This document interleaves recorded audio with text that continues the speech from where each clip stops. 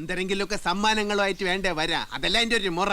അപ്പൊ ദാ അടക്കണ മുറ്റ ഒരു സാധനം കൊണ്ടുവന്നിട്ടുണ്ട്, കണ്ടു നോക്കി. നമ്മൾ പ്രതീക്ഷിച്ചതിനെക്കാളും ഭീകര സക്സസ് ആണ് ഈ റെസ്റ്റോറന്റ്. വണ്ടി തള്ളാൻ വേറൊരു തന്റെ സഹായം വേണ്ട, ഞാൻ മാത്രം മതി.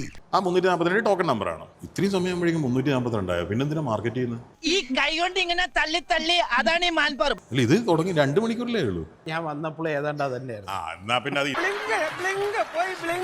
അബദ്ധം പറ്റിയല്ലേ. അങ്ങനെ ഒരാള് എന്തോ ഈ ഈച്ചയുടെ കാര്യം പറഞ്ഞു. അപ്പൊ ഞാനിവിടെ വരാത്ത ആളല്ലല്ലോ. നിങ്ങൾ എടുത്തുകൊണ്ടോന്നുണ്ടോ ഈച്ച ഇടുന്നു? നിങ്ങളുടെ ദേഹത്ത് വന്നിരുന്നോ? നിങ്ങളും കാണുന്നില്ല ഇവിടെ എവിടെയാണ് അതിന് മാത്രം ഈച്ച?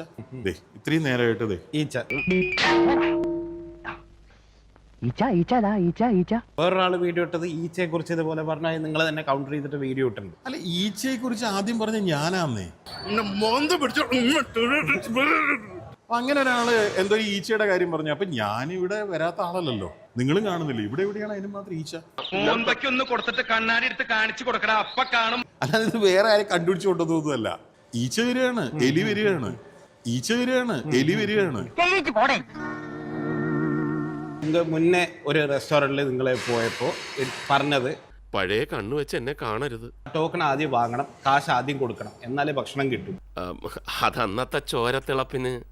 ഇപ്പൊ എന്ത് ചോര തണുത്തു പോയാ? ഇങ്ങനെ കിട്ടുന്നതിന്റെ രീതിക്ക് ഇവർക്ക് പൈസക്ക് ആർത്തിയാണ് ആണ് എന്ന് പറഞ്ഞിട്ടൊരു സാധനം പറഞ്ഞു. അല്ല,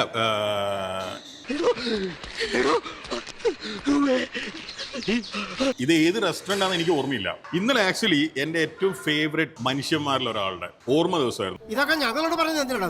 120 രൂപ ഊണും സാമ്പാറും. അതിന്റെ കൂടെ വേറെയും കറികൾ കിട്ടുമല്ലോ. എന്നിട്ട് ഇവിടുത്തെ സാമ്പാറിന് എത്ര രൂപയാണെന്നറിയോ? 20 രൂപ.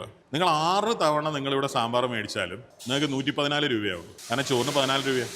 അല്ല, കണക്കുകളൊന്നും ശരിയാകുന്നില്ലല്ലോ ഗംഗാര. പേടിച്ചിട്ടാ. പണ്ട് എനിക്ക് അങ്ങനെയാ, പേടിച്ചെനിക്ക് കണക്കേറ്റി പോകും.